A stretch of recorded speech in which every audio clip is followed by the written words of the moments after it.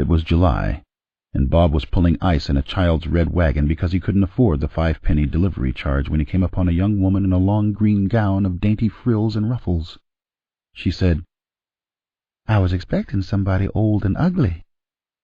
Bob said, "Pueblo has a supply of them. Just who in particular?" "You are Bob Ford."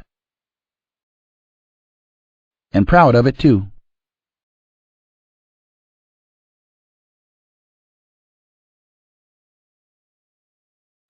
She said her name was Miss Evans, and that she was brought up in an orphanage run by the Sisters of Mercy.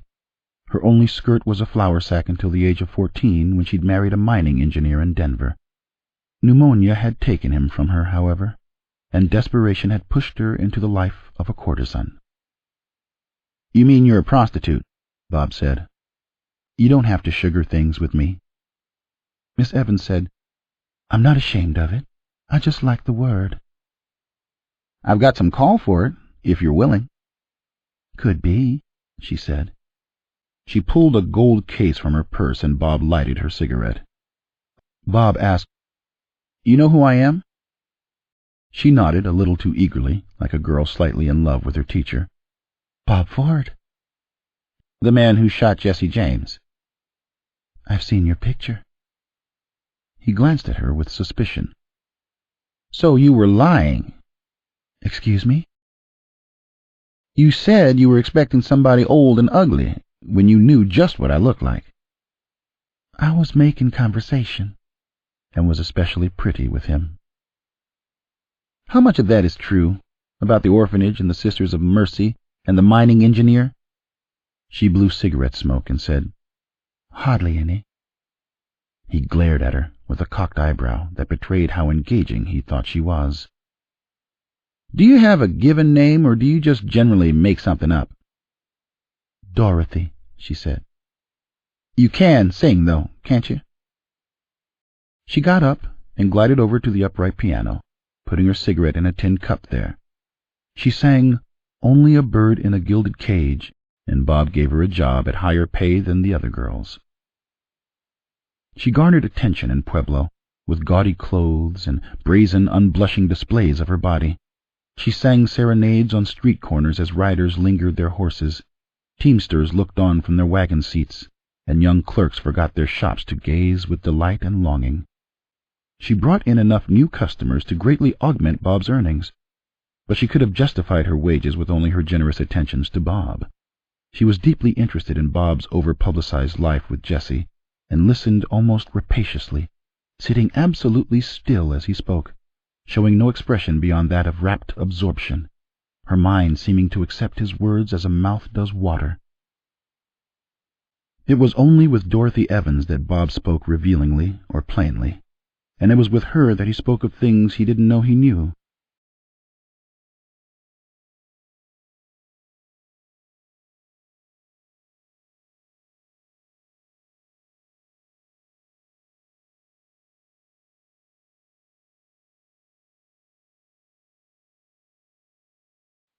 Bob told Dorothy that he had no real memory of the shooting and its aftermath.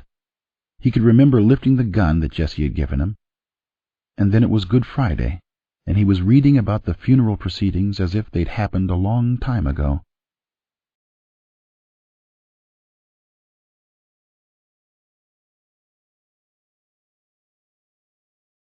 He explained that he'd kept the yellowed newspaper clippings from April 1882 and repeatedly pored over them, each time feeling aped, impersonated, cruelly maligned by the Robert Ford that the correspondents chose to put into print. He was ashamed of his persiflage, his boasting, his pretensions of courage and ruthlessness.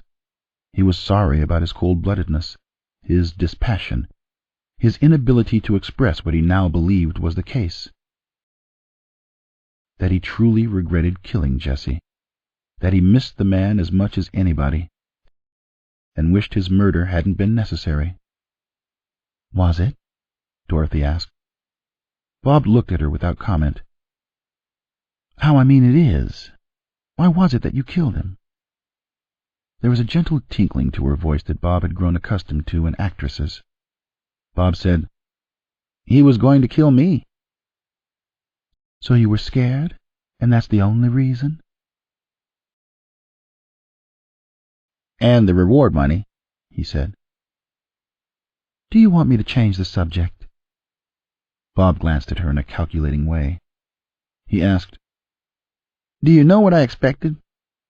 Applause. I was only 20 years old then. I couldn't see how it would look to people. I've been surprised by what's happened. On the morning of June 8th, 1892, the body of Miss Nellie Russell was brought in by railroad crewmen, and on the instigation of Dorothy Evans, a subscription paper was made up to cover her funeral expenses.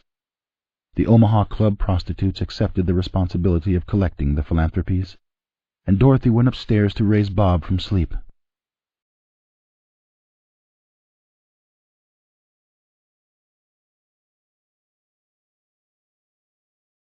She said, You know that girl you were talking to about a job?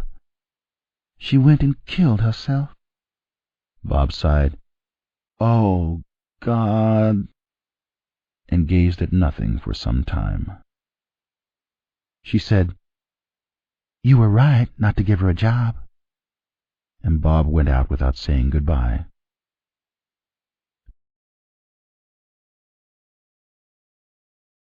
Dorothy Evans would be married in 1900 to a Mr. James Feeney of Durango, Colorado. She would adopt 2 daughters, one of them nearly deaf, and according to gossip, she would mistreat them. Her legal marriage would be no more joyous than her common-law marriage was, and Mr. Feeney would leave her to make book at the races in Trinidad and Pueblo. She told a neighbor in June 1902, My husband is gone. My health is miserable.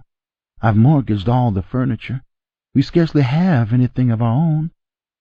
And on Friday, the 13th, she sent a daughter to a drugstore with a note asking for 50 cents worth of chloroform. On Sunday morning she got into her green silk wedding dress, telling her daughter she was going to take a nap.